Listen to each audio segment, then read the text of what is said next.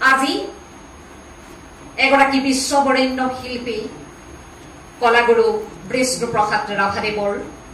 ৫১তম মৃত্যুবাৰ্ষিকী। এনে এগৰাকী বিশ্ববৰেণ্য শিল্পীৰ মৃত্যুবাৰ্ষিকীত সমবেত হৈ আমি এই প্ৰডাকশ্যনৰ পৰ্দাত আপোনালোকৰ সন্মুখলৈ লৈ আহিছো কেইগৰাকীমান উদীয়মান শিল্পী। এই প্ৰডাকশ্যনে বিগত দিনবোৰত এনেধৰণৰ প্ৰয়াস অব্যাহত ৰাখিছে। আমাৰ বিভিন্ন অঞ্চলত সিঁচৰিত হৈ থকা উদীয়মান প্ৰতিভাৱান শিল্পীসকলক আপোনালোকৰ সন্মুখত চিনাকি কৰি দিয়াৰ আৰু এই প্ৰয়াসৰ ধাৰাবাহিকতা ৰক্ষা কৰি আমি আজি ৪গৰাকী উদীয়মান শিল্পীক আপোনালোকৰ সন্মুখলৈ লৈ আহিছো। তেওঁলোকৰ গীতে মাতে কবিতাৰে অভিনয়েৰে সংলাপেৰে এটি সুন্দৰ অনুষ্ঠান পৰিকল্পনা কৰি আহক পাতনি বিশেষ দীঘলীয়া নকৰো, আমি তেখেতলোকৰ এই অনুষ্ঠানেৰে এই অনুষ্ঠান জীপাল কৰো। এয়া ষষ্ঠিকা কাকতি, মোৰ কাষত কণমানি অন্তৰীক্ষা শৰ্মা আৰু মোৰ এয়া বাওঁফালে কণমানি কস্তুৰী শইকীয়া আৰু এয়া মঞ্জিল বৰুৱা। আমি আটাইকে এই অভিনৱ প্ৰডাকশ্যন নিউৰ পৰ্দাত স্বাগতম জনাইছো। আমি অনুষ্ঠানৰ মাজলৈ আগবাঢ়ো। প্ৰথমে ষষ্ঠিকা কাকতিৰ ওচৰলৈ আহিছো। কি কবা কি গাবা? নমস্কাৰ, মই ষষ্ঠিকা কাকতি। প্ৰথমতে মই অভিনয় প্ৰডাকশ্যনৰ সমূহ কৰ্মকৰ্তাক মোৰ ফালৰ পৰা ধন্যবাদ জ্ঞাপন কৰিছো। এই লকডাউনৰ সময়তো যে মোক লাইভ আহিবলৈ এখন সুযোগ দিছে আৰু কলাগুৰু বিষ্ণুপ্ৰসাদ ৰাভাদেৱৰ এই পবিত্ৰ তিথিত মই তেওঁক সুঁৱৰিছো আৰু তেওঁ এটি গীত গাবলৈ প্ৰয়াস কৰিছো।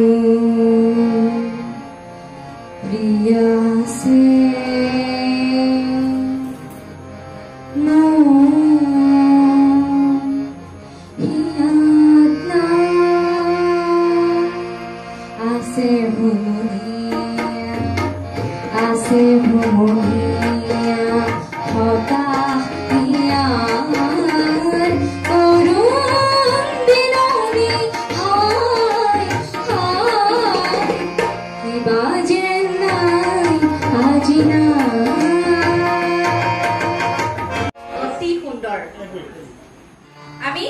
অকণমান কণমানি অন্তৰীক্ষা শৰ্মাৰ ওচৰলৈ আহিছো কি কৰিবা মই অন্তৰীক্ষা শৰ্মা মোৰ ঘৰ বিশ্বনাথ চাৰিআলি বামগাঁও মই লিটিল ষ্টাৰ স্কুলৰ ক্লাছ 2 পঢ়ো আজি 20 জুন ৰাভা দিৱস মই বিষ্ণুপ্ৰসাদ ৰাভাদেৱক শ্ৰদ্ধা জনাই তেওঁ দুটিমান গীত গাবলৈ আগবাঢ়িছো ধন্যবাদ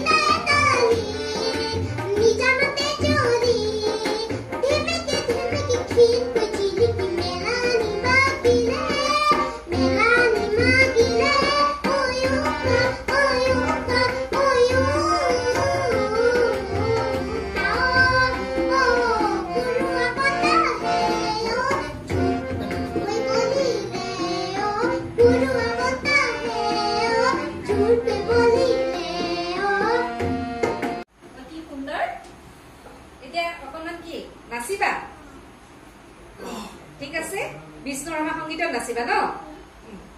অকমান আৰম্ভ কৰাচোন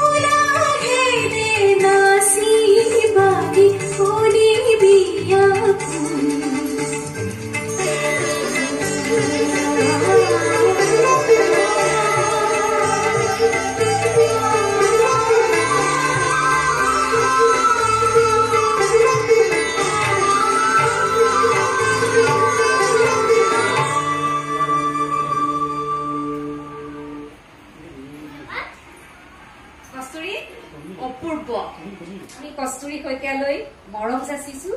আৰু তোমাৰ উজ্জ্বল ভৱিষ্যত কামনা কৰিছো প্ৰকৃতাৰ্থত এই সকল হল আমাৰ এনে উদীয়মান শিল্পী যিসকলে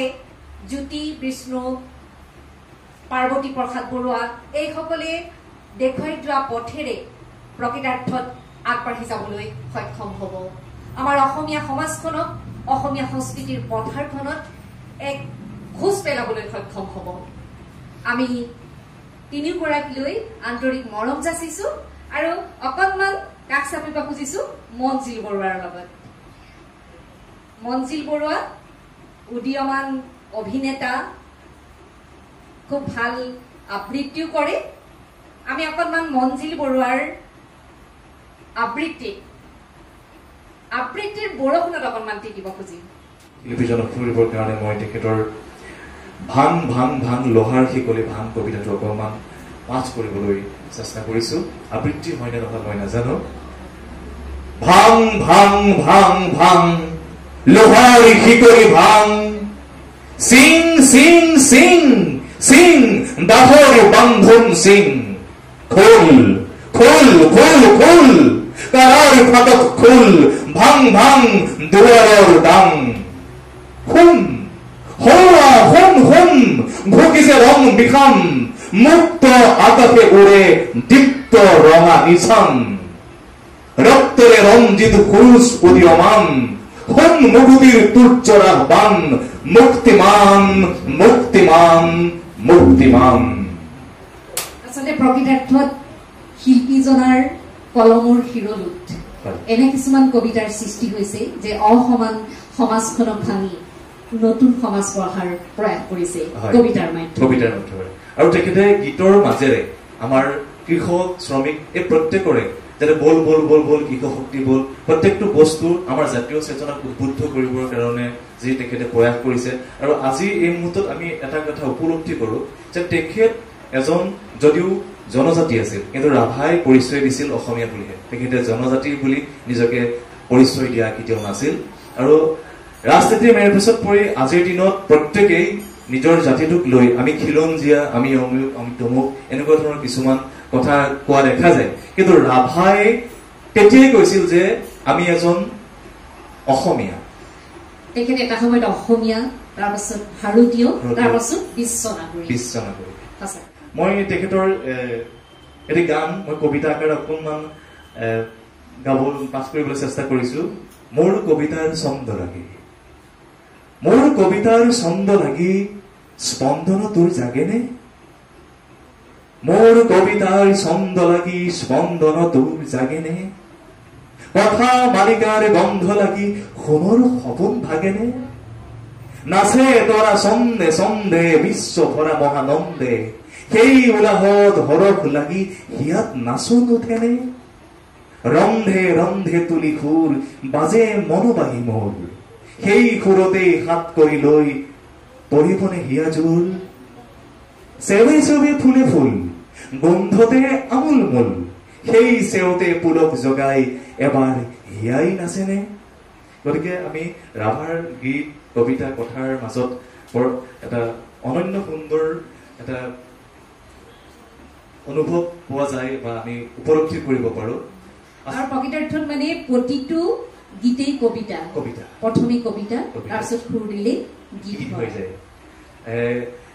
আমাৰ শংকৰ মাধৱৰ পাছতেই জ্যোতিপ্ৰসাদ আৰু বিষ্ণুৰাভাই অসমৰ বৰদৰ্শন চহকী কৰিছিল সকলোৱে জ্ঞাত। আজি এই আপাহত এই বিষ্ণুৰাভা দিৱসত মই সেই মহান শিল্পীজন জ্যোতিপ্ৰসাদ আগৰৱালাদেৱৰ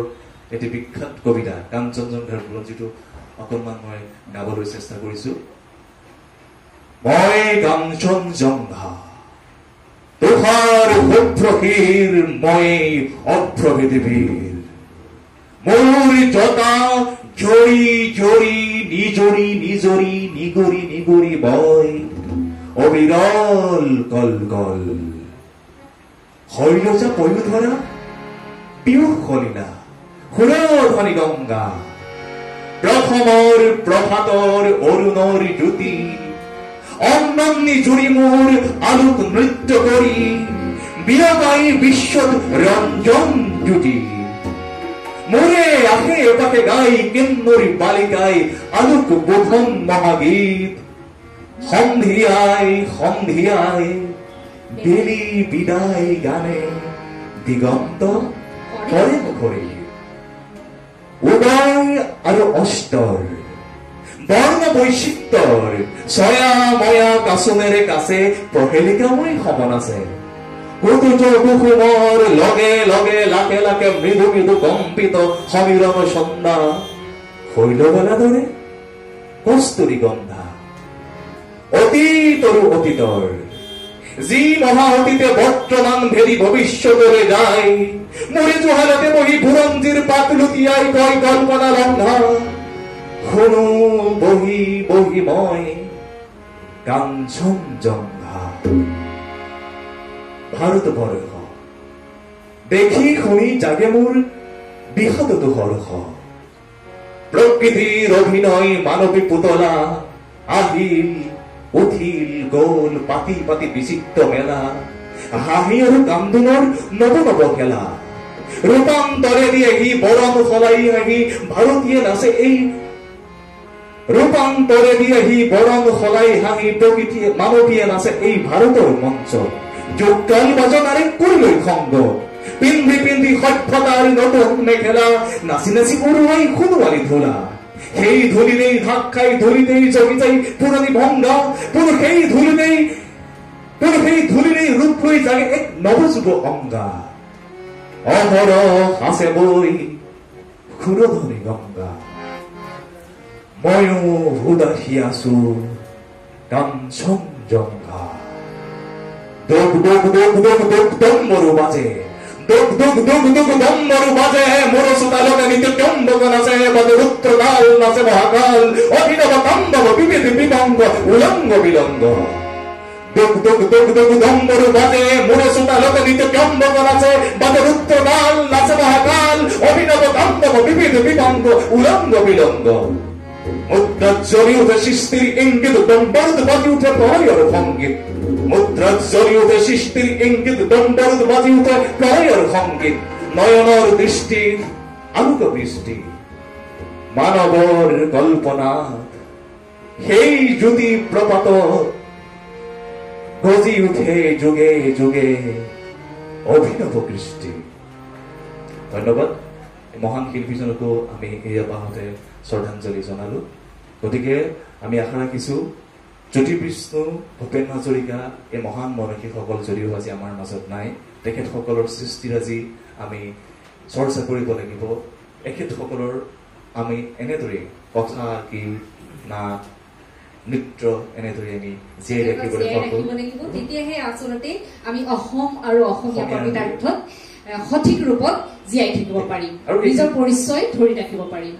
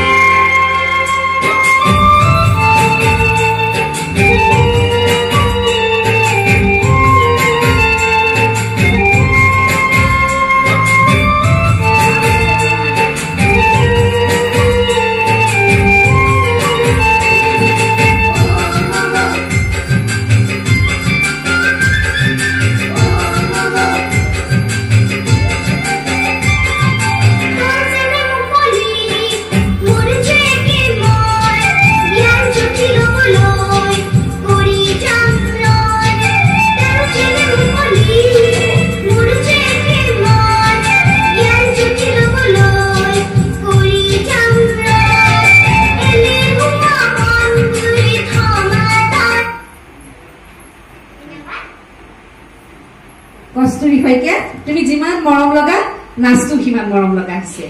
ধুনীয়া হৈছে সুবিধাবাদীৰ দল তোৰ মিছা হ'ব কৌশল ৰাইজৰ তই সেৱা চুৰ কৰি বঢ়াব খুজিছ বল শিল্পীৰ তই সৰল মনৰ শিল্পীৰ তই অমল প্ৰাণৰ বিমল গানৰ কি বুজিবি কিয় নাই নিৰ্মল অশ্ৰুজল জনতাক ভৰা চল চাতুৰীৰ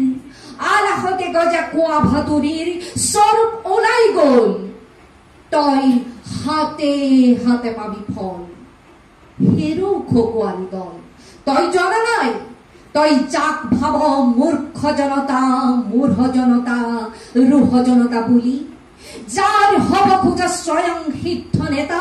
সেই জনতা আজি প্ৰবুদ্ধ হল কৌপিন্ধাৰী সঞ্জীৱনৰ উদ্বোধনৰ বোধন মন্ত্ৰ নাই যোৱাও এনেই বিফল ঘৃণিত তোৰ অহংকাৰৰ নেতৃত্বাভিমান জনতাই তোৰ স্বৰূপ চিনিছে সাৱধান সাৱধান বতাহে কানে কানে কৰে নহবা অভিমান ভাল লাগে কিয় অচুৱা নজৰ ধেমালি মন যায় ধৰিলে উমলি পৰশৰ ৰঙতে ডাঙৰে বতাহে কানে কানে কৰে নহবা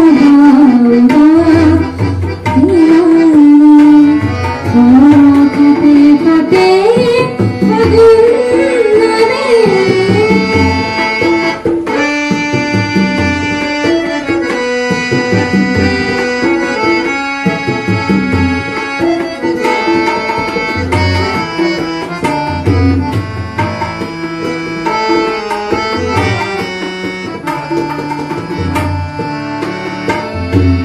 দৌৰে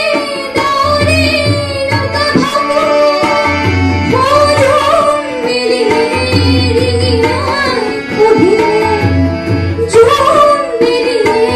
ৰিঙিয়াই পঢ়িলে আছেনে বতাহৰ বাহুৰি আছেনে বতাহৰ বাহুৰি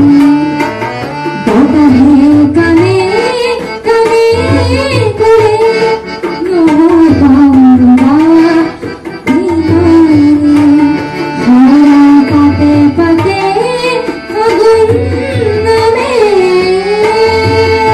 নমস্কাৰ কবিতাটিৰ শিৰোনাম কণ্ঠৰ সপোন ভূত পোৱালি মা মই সপোনত দেখিলো দুটা ভূতৰ পোৱালি আৰু দুজনী নাক চিলিকা চকু তেলেকা পিলিকা পিলিকা টিলিকা টিলিকা চখিনী ছোৱালী এটা কোলা এটা বগা নাঙঠ পিঙত ফুল কথা পাতে টাকুত টাকুত কুট এটাই ক'লে পুত পুত পুত সিটোৱে মানাক জোকাৰি ক'লে থুত থুত থুত মা দেখিবলৈ এনে ভাল ভূত পোৱালিৰ নাচ কিবা কিবি গান গাই ফুচ ফাচ ফাচ মনে মনে কাম কৰে খুচ খাচ খাচ এংকুৰ